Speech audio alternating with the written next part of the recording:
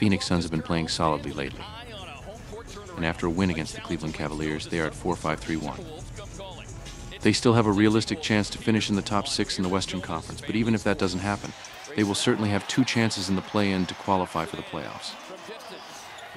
If they hadn't suffered from many injuries throughout the season, they might have been in contention for a top 4 spot.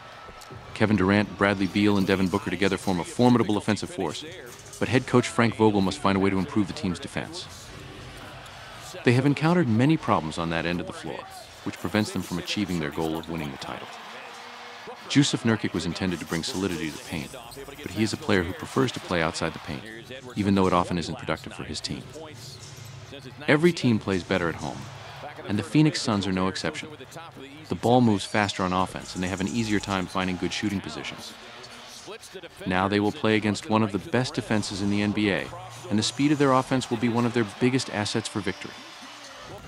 The Minnesota Timberwolves are at 5-3-2-3 and will be battling with the Denver Nuggets and the Oklahoma City Thunder for the first, second, and third spot in the Western Conference until the last game of the regular season. This may not make a difference in the first round, but it could in the conference semifinals.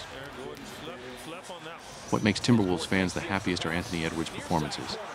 They are aware that they got a player who can carry the franchise on his back in the next decade. And not only that, but he can make them contenders.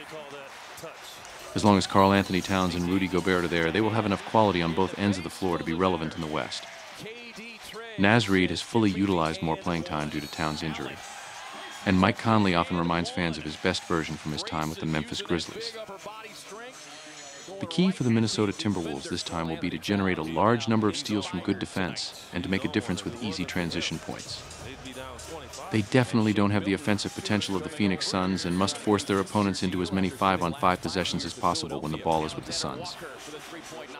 In their only clash this season, the Phoenix Suns defeated the Minnesota Timberwolves by 133-115. Absences and injuries. Damian Lee is injured and will not play for the Phoenix Suns, while Grayson Allen is questionable. Karl Anthony Towns is sidelined for the Minnesota Timberwolves, and Mike Conley and Jalen Clark are questionable. If Towns were healthy and ready to play, the balance of power would be much different. In this situation, it's clear why we give the advantage to the Phoenix Suns. They are still fighting to enter the top 6, and for them, the playoffs have de facto already begun, at least in terms of their approach to the games. We expect them to have control for most of the game and to easily secure the victory. Our prediction is Phoenix Suns -3.5.